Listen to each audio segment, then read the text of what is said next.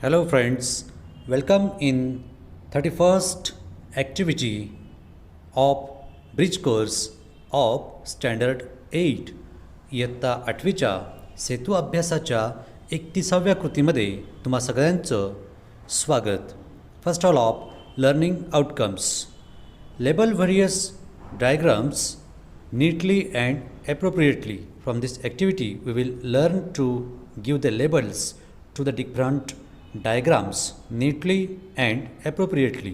म्हणजे दिलेल्या आकृत्यांना अगदी योग्य आणि नीटनेटकेपणाने त्यांची नावं, त्या विविध भागांची नावं किंवा त्या आकृत्यांची नावं आपल्याला लिहिता येणं हे उद्दिष्ट या कृतीचं आहे. Then we will see the instructions for students. विद्यार्थ्यांसाठीच्या सूचना काय आहेत त्या बघूयात. First, listen to the instructions of your teacher, parent, facilitator or carefully.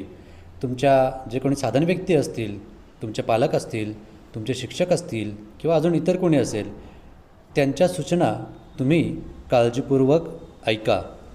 Then 2, follow the instructions as per suggested guidelines.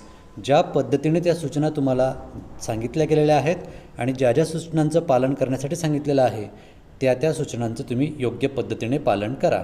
Third, explore more activities related to this activity. या कृतीशी संबंधित अजून जर कृती तुम्हाला शोधता आल्या तर त्या कृती शोधा. So these were the instructions for students. Then there is learning activity and that is mind map.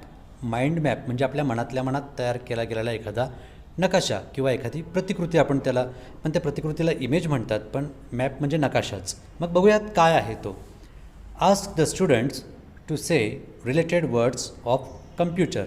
विद्यार्थ्यांना कम्प्युटरशी संबंधित शब्द विचारायचेत. Draw a big circle on board and write word computer in it. आणि फळ्यावर एक गोल काढून त्याच्यामध्ये कम्प्युटर हा शब्द लिहायचा. And then write the responses of students on the board. आणि विद्यार्थ्यांनी दिलेले जे काही उत्तरं आहेत, जे काही प्रतिसाद आहे तो त्या फळ्यावर लिहायचा. तो खालीलप्रमाणे होईल.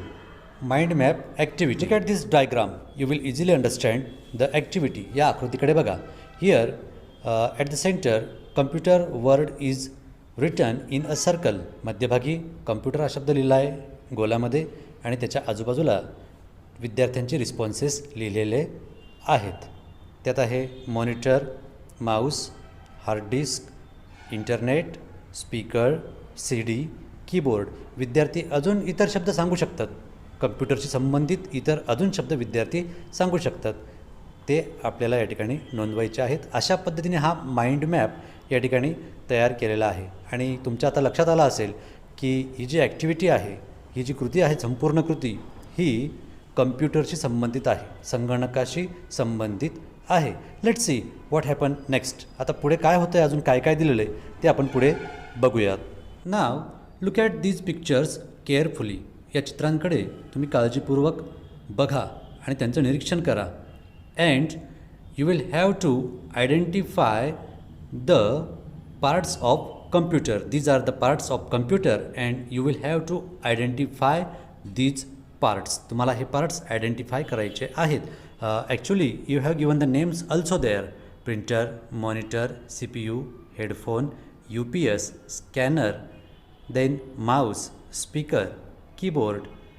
Different things are given there, different parts are given there and their names are also given there, but you have to identify them. तरी तुम्हाला ते ओळखायचे आहेत.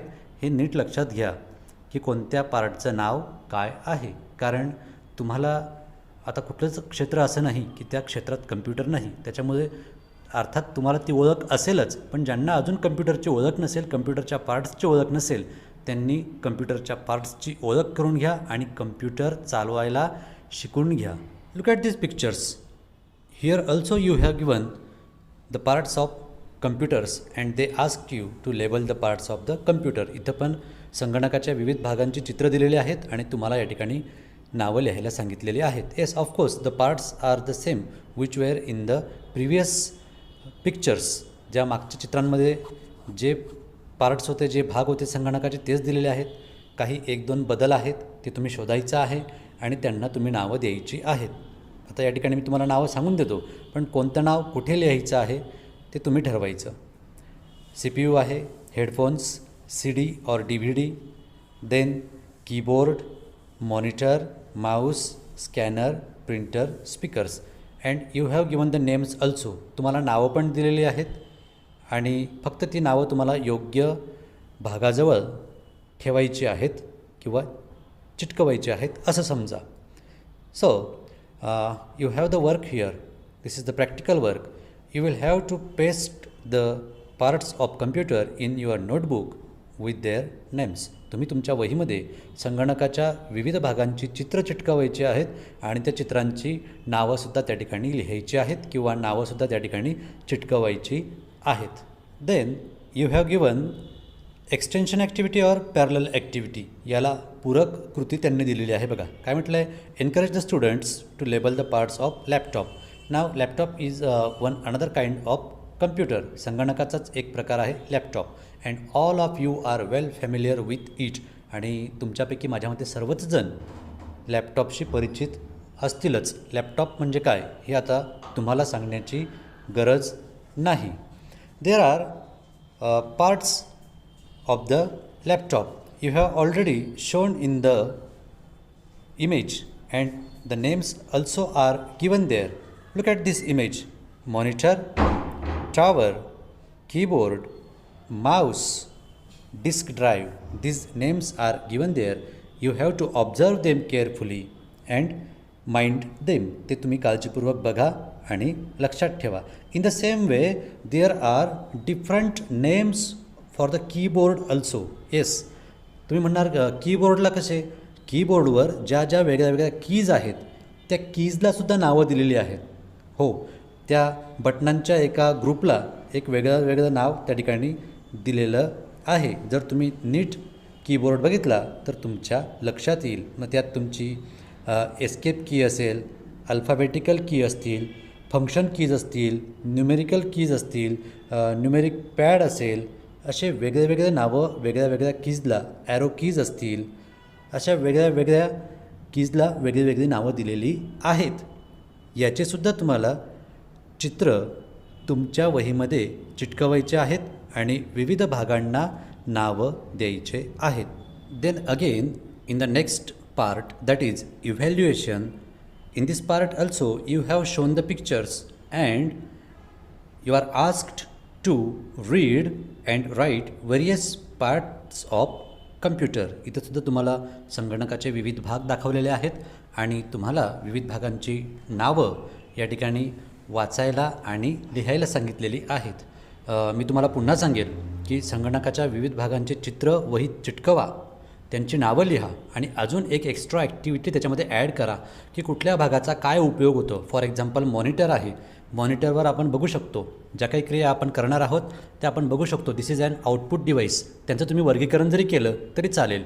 इनपुट डिव्हाइसेस, आउटपुट डिव्हाइसेस तरी चालेल. इनपुट डिव्हाइस म्हणजे आपण ज्यांच्यामार्फत माहिती देतो ते. आउटपुट डिव्हाइसेस म्हणजे ज्यांच्यामार्फत संगणकाकडून आपल्याला माहिती मिळते ते. For example monitor, printer, pen drive दोघं याच्यात येईल. इनपुटला पण येईल, आउटपुटला पण येईल. त्यानंतर इनपुटला कीबोर्ड, माऊस, स्कॅनर हे महत्त्वाचे आहेत. तुम्ही असं पण त्यांचं वर्गीकरण करू शकतात की जेणेकरून तुम्हाला ते जास्त चांगल्या पद्धतीने कळेल. आता इथं UPS नावाचं एक भाग, एक पार्ट त्यांनी दाखवलेला आहे.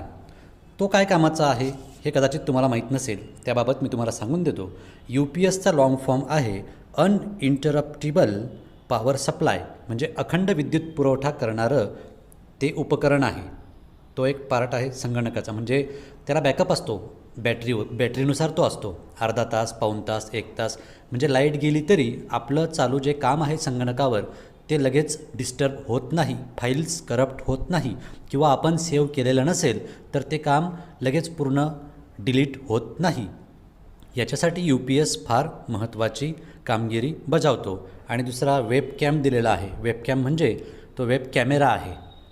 तो वेब कॅमेरा आहे की ज्याच्यामार्फत आपण प्रत्यक्ष व्हिडिओ कॉल वगैरे करू शकतो. बाकीचे पार्ट्स तुम्हाला माहितीच आहेत. Then again look here are some parts. Scanner, CPU, UPS. CPUचा पण लॉंग फॉर्म आहे, सेंट्रल प्रोसेसिंग युनिट, आणि UPSचा आहे अनइंटरप्टिबल पॉवर सप्लायर, असा त्याचा अर्थ आहे. Then monitor, keyboard, pen drive. You can also paste the pictures of different parts of the computer in this way and write all the information about that part. Then there are given speakers, mouse and printer. So these were the important and different parts of computer, and if you read or if you write the information about these parts, it will helpful for you. जर तुम्ही या विविध भागांची नावं लिहिलीत, वाचलीत आणि त्यांची माहितीही लिहिली तर निश्चितच तुम्हाला संगणक वापरताना त्याचा फायदा होईल.